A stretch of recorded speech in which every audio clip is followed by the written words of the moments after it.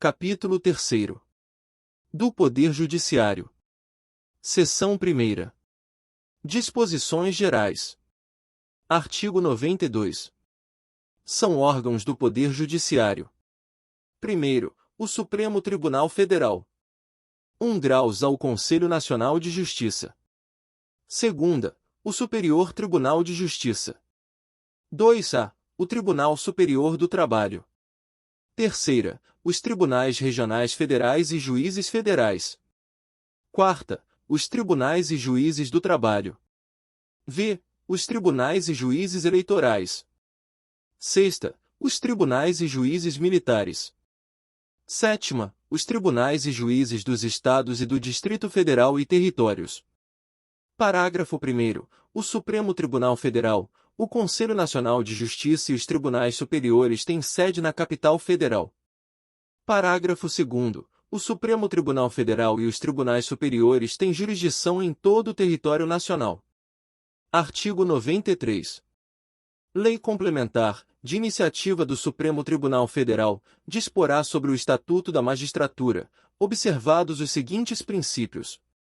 Primeiro, ingresso na carreira, cujo cargo inicial será o de juiz substituto, mediante concurso público de provas e títulos, com a participação da Ordem dos Advogados do Brasil em todas as fases, exigindo-se do bacharel em Direito, no mínimo, 3 anos de atividade jurídica e obedecendo-se, nas nomeações, à ordem de classificação. Segunda, promoção de entrância para entrância, alternadamente, por antiguidade e merecimento, atendidas as seguintes normas.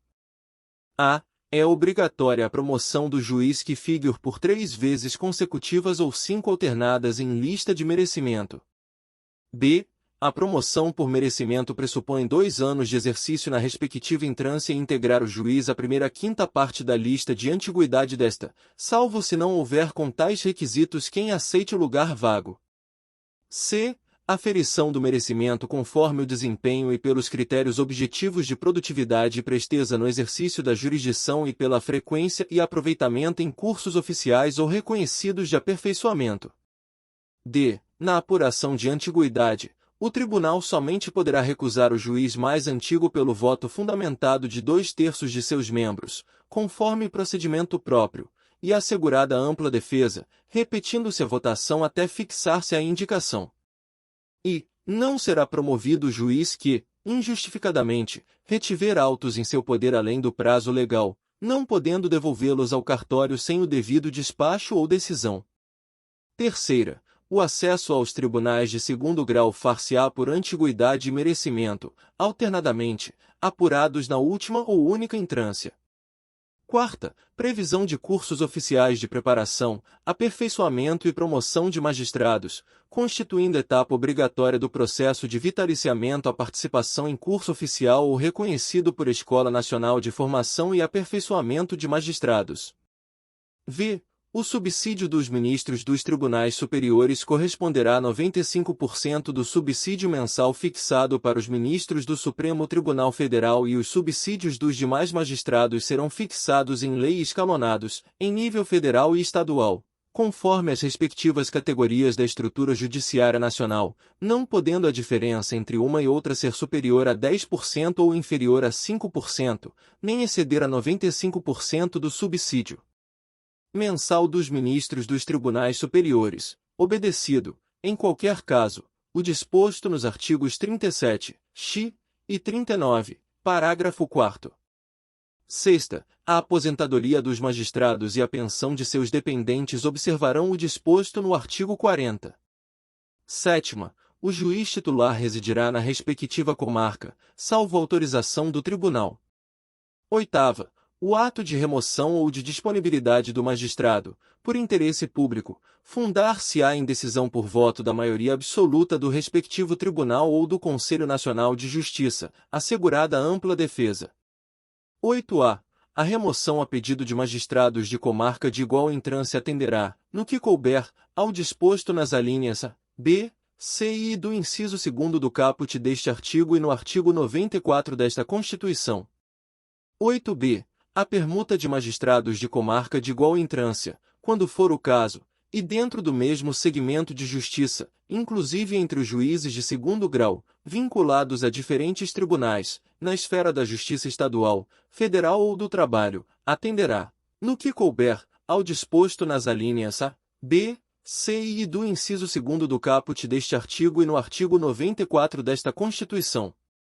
9. Todos os julgamentos dos órgãos do Poder Judiciário serão públicos, e fundamentadas todas as decisões, sob pena de nulidade, podendo a lei limitar a presença, em determinados atos, às próprias partes e a seus advogados, ou somente a estes, em casos nos quais a preservação do direito à intimidade do interessado no sigilo não prejudique o interesse público à informação.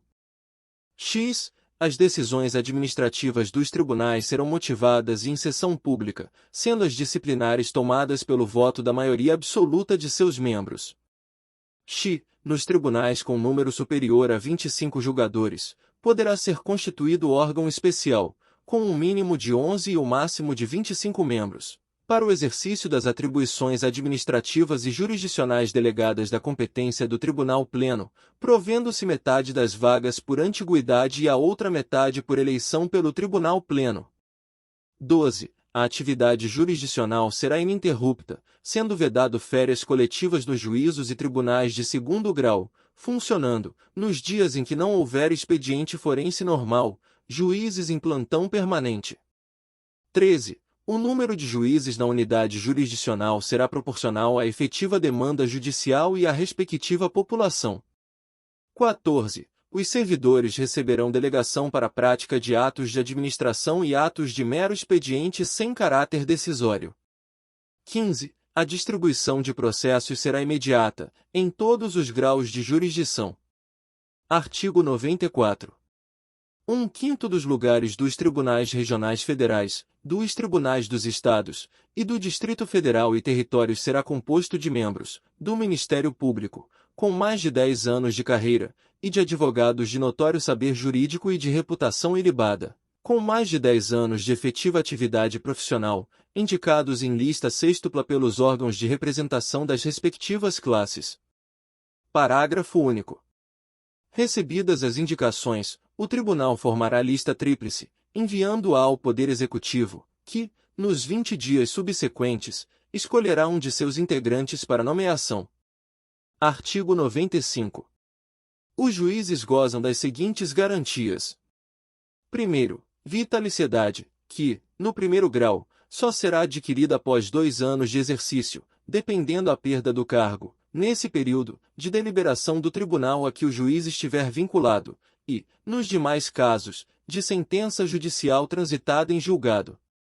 Segunda, inamovibilidade, salvo por motivo de interesse público, na forma do artigo 93, 8ª. Terceira, irredutibilidade de subsídio, ressalvado o disposto nos artigos 37, x e x, 39, parágrafo 4º, 150, segunda, 153, terceira, e 153, parágrafo 2º, e parágrafo único. Aos juízes é vedado: primeiro, exercer, ainda que em disponibilidade, outro cargo ou função, salvo uma de magistério. Segunda, receber, a qualquer título ou pretexto, custas ou participação em processo. Terceira, dedicar-se à atividade político-partidária. Quarta, receber, a qualquer título ou pretexto, auxílios ou contribuições de pessoas físicas, entidades públicas ou privadas, ressalvadas as exceções previstas em lei. V. Exercer a advocacia no juízo ou tribunal do qual se afastou, antes de decorridos 3 anos do afastamento do cargo por aposentadoria ou exoneração. Artigo 96. Compete privativamente. Primeiro, aos tribunais. A. Eleger seus órgãos diretivos e elaborar seus regimentos internos, com observância das normas de processo e das garantias processuais das partes, dispondo sobre a competência e o funcionamento dos respectivos órgãos jurisdicionais e administrativos. B. Organizar suas secretarias e serviços auxiliares e os dos juízos que lhes forem vinculados, velando pelo exercício da atividade correicional respectiva. C. prover, na forma prevista nesta Constituição, os cargos de juiz de carreira da respectiva jurisdição. D. Propor a criação de novas varas judiciárias. E. Prover, por concurso público de provas, ou de provas e títulos, obedecido o disposto no artigo 169, parágrafo único, os cargos necessários à administração da Justiça, exceto os de confiança assim definidos em lei. F. Conceder licença, férias e outros afastamentos a seus membros e aos juízes e servidores que lhes forem imediatamente vinculados. Segunda, ao Supremo Tribunal Federal, aos tribunais superiores e aos tribunais de justiça propor ao Poder Legislativo respectivo, observado o disposto no artigo 169. A. A alteração do número de membros dos tribunais inferiores. B. A criação e a extinção de cargos e a remuneração dos seus serviços auxiliares e dos juízos que lhes forem vinculados, bem como a fixação do subsídio de seus membros e dos juízes, inclusive dos tribunais inferiores, onde houver. C.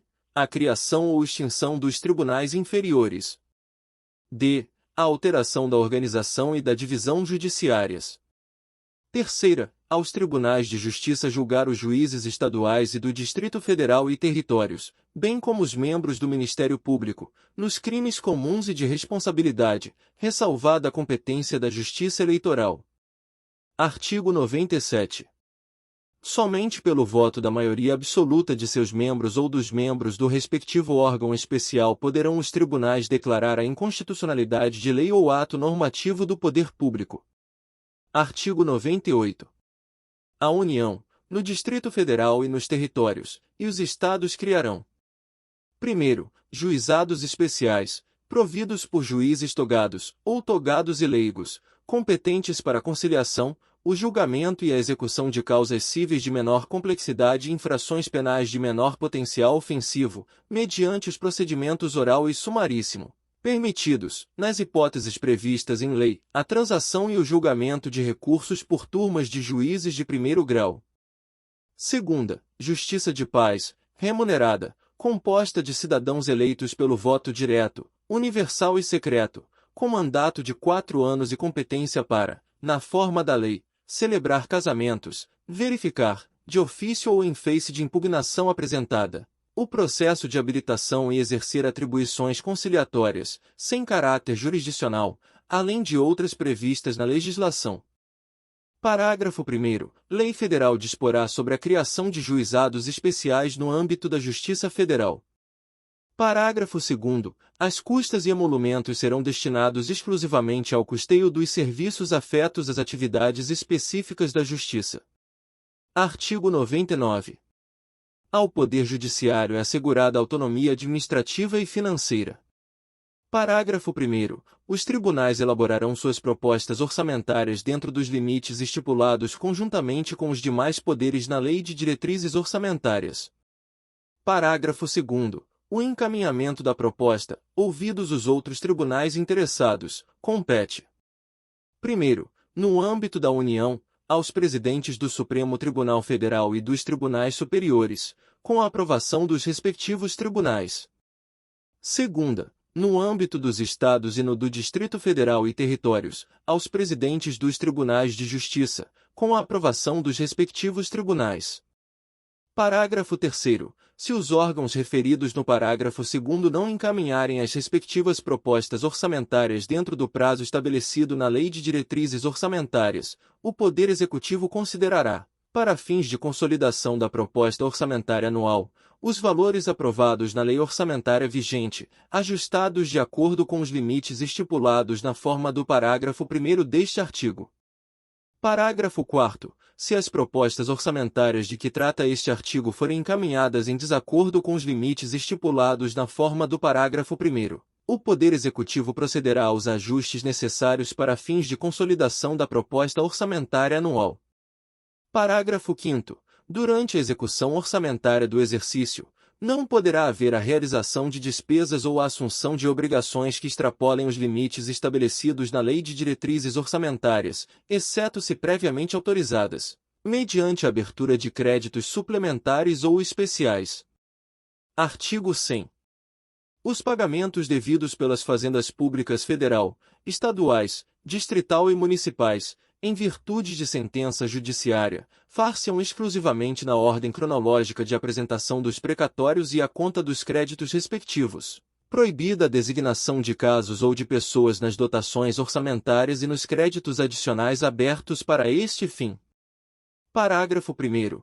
Os débitos de natureza alimentícia compreendem aqueles decorrentes de salários, vencimentos, proventos, pensões e suas complementações, benefícios previdenciários e indenizações por morte ou por invalidez, fundadas em responsabilidade civil, em virtude de sentença judicial transitada em julgado, e serão pagos com preferência sobre todos os demais débitos, exceto sobre aqueles referidos no parágrafo 2º deste artigo.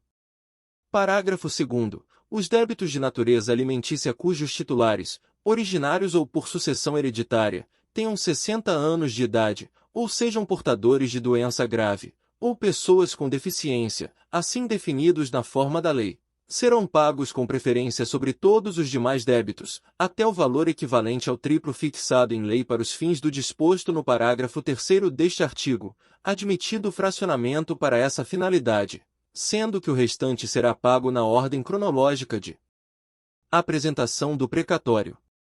Parágrafo 3º. O disposto no caput deste artigo relativamente à expedição de precatórios não se aplica aos pagamentos de obrigações definidas em leis como de pequeno valor que as fazendas referidas devam fazer em virtude de sentença judicial transitada em julgado. Parágrafo 4º. Para os fins do disposto no parágrafo 3º, poderão ser fixados, por leis próprias, valores distintos às entidades de direito público, segundo as diferentes capacidades econômicas, sendo o mínimo igual ao valor do maior benefício do regime geral de previdência social. Parágrafo 5º. É obrigatória a inclusão no orçamento das entidades de direito público de verba necessária ao pagamento de seus débitos oriundos de sentenças transitadas em julgado constantes de precatórios judiciários apresentados até 2 de abril, fazendo-se o pagamento até o final do exercício seguinte, quando terão seus valores atualizados monetariamente. Parágrafo 6º. As dotações orçamentárias e os créditos abertos serão consignados diretamente ao Poder Judiciário, cabendo ao presidente do tribunal que proferir a decisão exequenda determinar o pagamento integral e autorizar, a requerimento do credor e exclusivamente para os casos de preterimento de seu direito de precedência ou de não alocação orçamentária do valor necessário à satisfação do seu débito, o sequestro da quantia respectiva. Parágrafo 7º. O presidente do tribunal competente que, por ato comissivo ou omissivo, retardar ou tentar frustrar a liquidação regular de precatórios incorrerá em crime de responsabilidade e responderá, também, perante o Conselho Nacional de Justiça. Parágrafo 8º.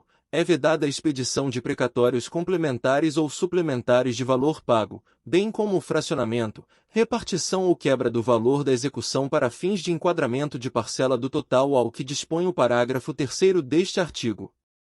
Parágrafo 9º. Sem que haja interrupção no pagamento do precatório e mediante comunicação da Fazenda Pública ao Tribunal, o valor correspondente aos eventuais débitos inscritos em dívida ativa contra o credor do requisitório e seus substituídos deverá ser depositado à conta do juízo responsável pela ação de cobrança, que decidirá pelo seu destino definitivo.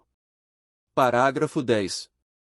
Antes da expedição dos precatórios, o tribunal solicitará à Fazenda Pública devedora, para a resposta em até 30 dias, sob pena de perda do direito de abatimento, informação sobre os débitos que preencham as condições estabelecidas no parágrafo 9º, para os fins nele previstos. Parágrafo 11. É facultada ao credor, conforme estabelecido em lei do ente federativo devedor, a oferta de créditos líquidos e certos que originalmente lhe são próprios ou adquiridos de terceiros reconhecidos pelo ente federativo ou por decisão judicial transitada em julgado para: 1º, quitação de débitos parcelados ou débitos inscritos em dívida ativa do ente federativo devedor, inclusive em transação resolutiva de litígio, e, subsidiariamente, débitos com a administração autárquica e fundacional do mesmo ente. 2ª, compra de imóveis públicos de propriedade do mesmo ente disponibilizados para a venda. 3ª, pagamento de outorga de delegações de serviços públicos e demais espécies de concessão negocial promovidas pelo mesmo ente. 4ª, aquisição, inclusive minoritária, de participação societária, disponibilizada para venda, do respectivo ente federativo, ou v. compra de direitos, disponibilizados para a cessão, do respectivo ente federativo, inclusive, no caso da União, da antecipação de valores a serem recebidos a título do excedente em óleo em contratos de partilha de petróleo. Parágrafo 12. A partir da promulgação desta emenda constitucional, a atualização de valores de requisitórios, após sua expedição, até o efetivo pagamento, independentemente de sua natureza, será feita pelo Índice Oficial de Remuneração Básica da Caderneta de Poupança, e, para fins de compensação da mora, incidirão juros simples no mesmo percentual de juros incidentes sobre a caderneta de poupança, ficando excluída a incidência de juros compensatórios. Parágrafo 13. O credor poderá ceder, total ou parcialmente, seus créditos imprecatórios a terceiros, independentemente da concordância do devedor, não se aplicando ao cessionário o disposto nos parágrafos 2º e 3º. Parágrafo 14. A cessão de precatórios, observado o disposto no parágrafo 9º deste artigo, somente produzirá efeitos após comunicação, por meio de petição protocolizada, ao tribunal de origem e ao ente federativo devedor. Parágrafo 15. Sem prejuízo do disposto neste artigo, lei complementar a esta Constituição Federal poderá estabelecer regime especial para pagamento de crédito de precatórios de Estados, Distrito Federal e municípios, dispondo sobre vinculações à receita corrente líquida e forma e prazo de liquidação. Parágrafo 16. A seu critério exclusivo e na forma de lei, a União poderá assumir débitos, oriundos de precatórios, de Estados, Distrito Federal e municípios, refinanciando-os diretamente. Parágrafo 17. A União, os Estados, o Distrito Federal e os municípios aferirão mensalmente, em base anual, o comprometimento de suas respectivas receitas correntes líquidas com o pagamento de precatórios e obrigações de pequeno valor. Parágrafo 18. Entende-se como receita corrente líquida, para os fins de que trata o parágrafo 17, o somatório das receitas tributárias, patrimoniais, industriais, agropecuárias, de contribuições e de serviços, de transferências correntes e outras receitas correntes, incluindo as oriundas do parágrafo 1º do artigo 20 da Constituição Federal, verificado no período compreendido pelo segundo mês imediatamente anterior ao de referência e os 11 meses precedentes, excluídas as duplicidades, e deduzidas.